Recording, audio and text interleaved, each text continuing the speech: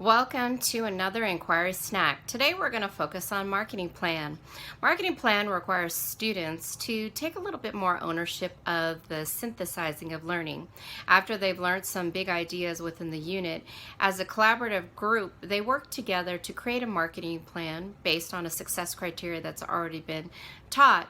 They create a marketing plan of sharing the big ideas from the unit thus far. They are able to draw upon experiences, information that they've researched, and also prior knowledge to create this plan.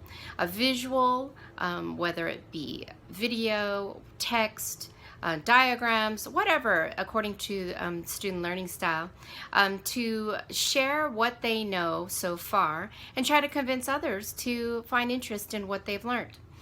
This is a great way to get students involved in that decision-making process and demonstrate some agency while you're still guiding the inquiry process. So I hope you use a marketing plan within your engaging strategies. It's a lot of fun. It gives a lot of ownership to students, and there's a lot of wonderful learning that happens.